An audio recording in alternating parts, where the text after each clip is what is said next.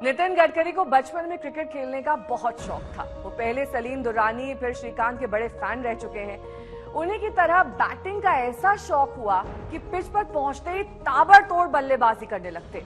इस चक्कर में कई बार जल्दी आउट हो जाते।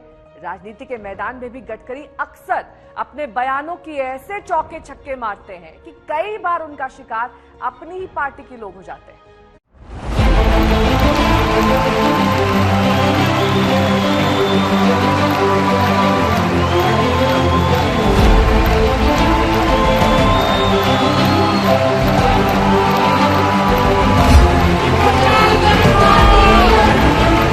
जो है वो ऐसा है, जो है वो ऐसा, जो चाहता हूँ बोलता हूँ, जो है वो करता हूँ।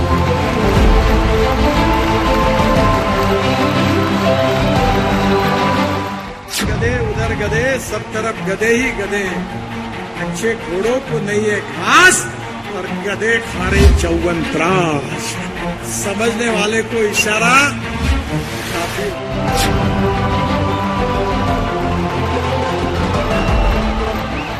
तब किसी का विश्वास नहीं था। मोदी जी ने भी मुझे एक बार कहा था कि इसका जिक्र मत करो क्योंकि नहीं होगा।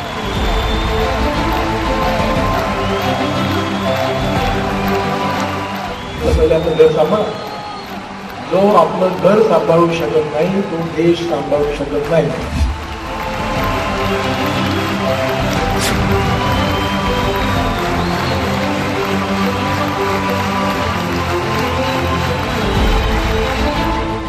और मैं कोई साधु सन्यासी नहीं, पहले अपना घर देखता हूँ, फिर अपना परिवार देखता हूँ, फिर समाज के लिए और देश के लिए काम करता हूँ।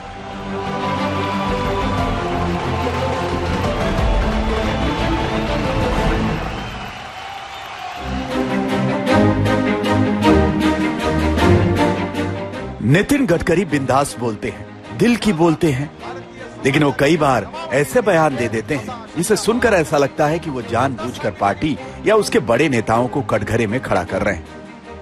विवेकानंद जी का आईक्यू और दाऊद इब्राहिम का आईक्यू अगर साइंटिफिक भाषा में बोलो तो दोनों समान था, पर एक व्यक्ति ने गुनहगारी के क्षेत्र में अपनी पूरी बुद्धिमत्ता को यूज किया तो वहां के शहंशाह बने, और दूसरे व्यक्ति ने समाज के लिए और देश के लिए फिलॉसफी के लिए अपने जीवन को दिया, वो विवेकानंद बने।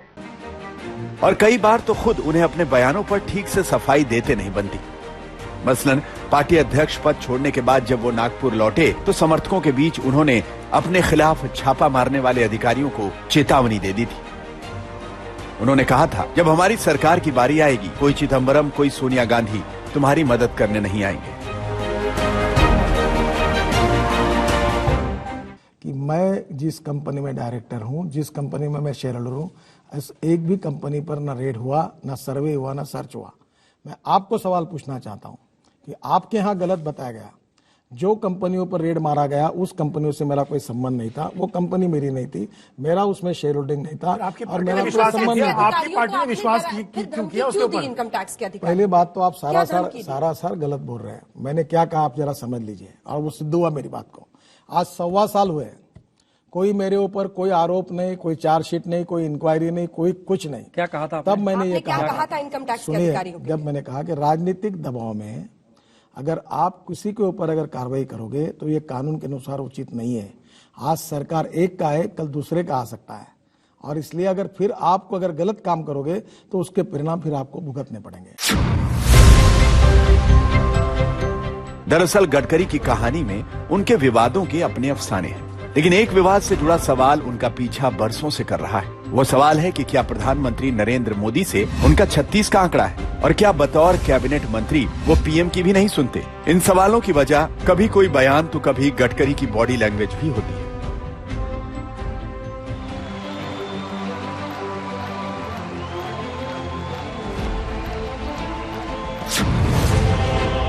नितिन गडकरी नरेंद्र मोदी की कैबिनेट में है, लेकिन वो सार्वजनिक रूप से पीएम मोदी और उनकी सरकार की कामकाज की तारीफ करते ही दिखते हैं। लेकिन इसमें कोई दो राय नहीं कि उनके और मोदी के संबंधों का एक अतीत है, जिसे लेकर राजनीतिक विश्लेषक बहुत कुछ लिखते रहे।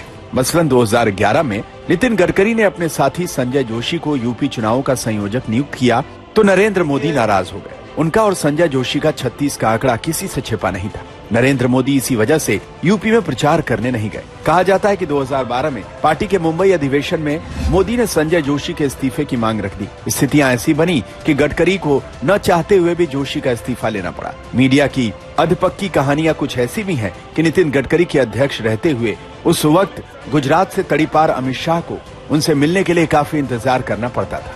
लिहाजा अमित शाह और नरेंद्र मोदी के पार्टी में प्रभावशाली होने के बाद नितिन गडकरी को किनारे कर दिया गया। हालांकि इन विवादों पर नितिन गडकरी या मोदी और अमित शाह कुछ नहीं बोलना चाहते। विषय पर कुछ बोलना ही नहीं है।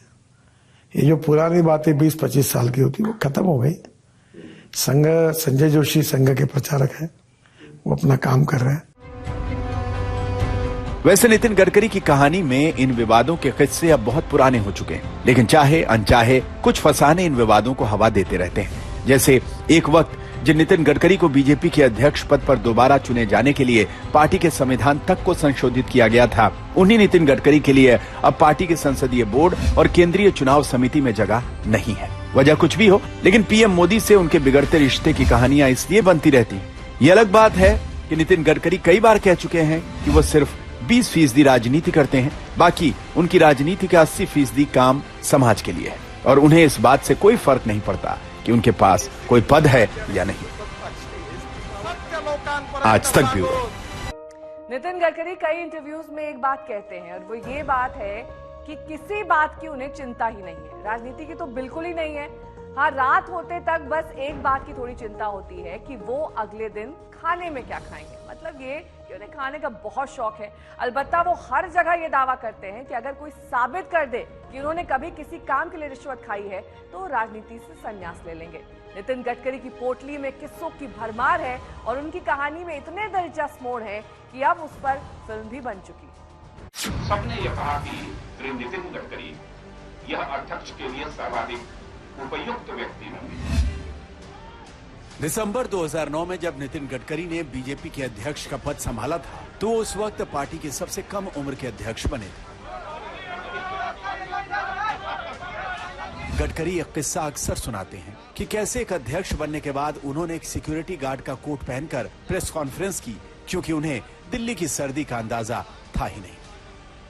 मुझे पता ही नहीं था, मेरा दिल्ली ज्यादा आना नहीं होता था। तो फिर मेरी प्रेस कॉन्फ्रेंस थी सुबह, तो रविशंकर प्रसाद जी थे, वो बोले आप ऐसे कैसे करेंगे, तो ठंड बहुत ज्यादा है, 5 डिग्री 4 डिग्री होगा। तो फिर एक सिक्योरिटी गार्ड वाला था मेरे जैसा, उसमें मेरा वजन काफी ज्यादा था, उसका कोट लेकर मैंने पहना और पहली प्रेस कॉन्फ्रेंस दिल्ली में की।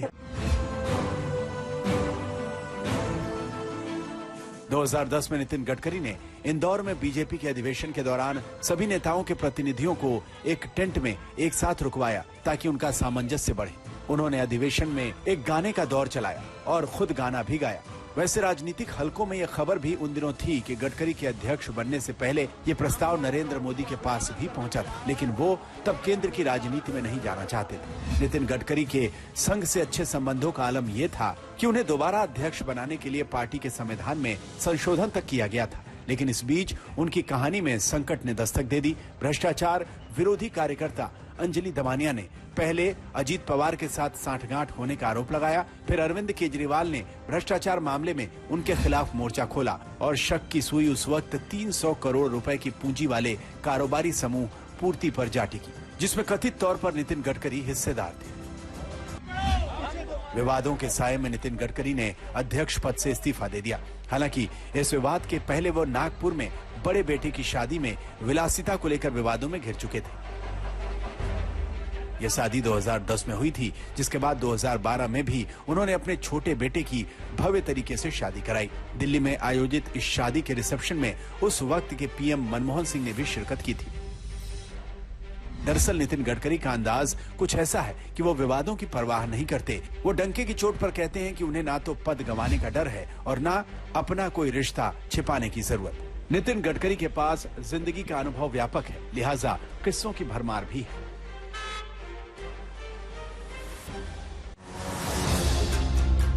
गडकरी की पोटली में हर तरह के किस्से हैं जो संसद से सड़क तक मौका पड़ते ही सुनाते रहते हैं। मसलन वाहन चालकों के लिए सख्त कानून बनाने के बाद वो अपना ही उदाहरण देकर बता देते हैं कि कैसे लोग नियम कायदों का पालन नहीं करते। तो एक स्कूटर थी, विजय स्कूटर।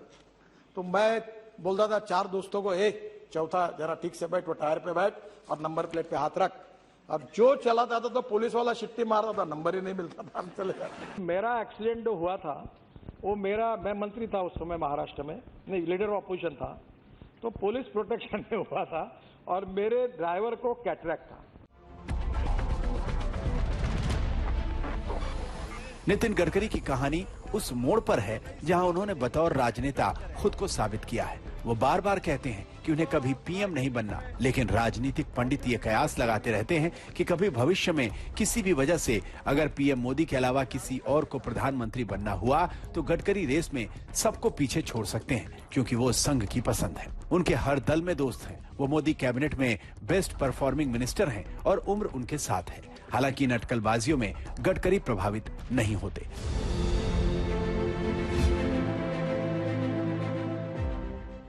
मैं अपने तबीयत का इंसान हूं, अपने हिसाब से काम करता हूं। अब मेरे औकात और हैसियत से मुझे बहुत ज्यादा मिला है। मैं समाधानी हूं, न मैं प्रधानमंत्री बनने का सपना देख रहा हूं, न मेरी कोई इच्छा है। मेरे विश्वास यही है कि पार्टी ने मोदी जी को चुना है। नितिन गडकरी को पीएम बनने की चिंता भले ना हो, लेकिन उन्हें अगले दिन सुबह क्या खाना है इसकी चिंता जरूर होती है। यूं उन्होंने अपनी चटोरी जुबान को अब बहुत काबू में कर लिया है, लेकिन खाने का मामला ऐसा है कि उनका दिल है कि मानता ही नहीं। गौरतलब है कि कुछ साल पहले गडकरी का वजन बढ़कर 135 किलो पहुंच गया था, जो अब 90 के आसपास है। लेकिन कैसे बनाओगे ये एक्सप्रेसवे?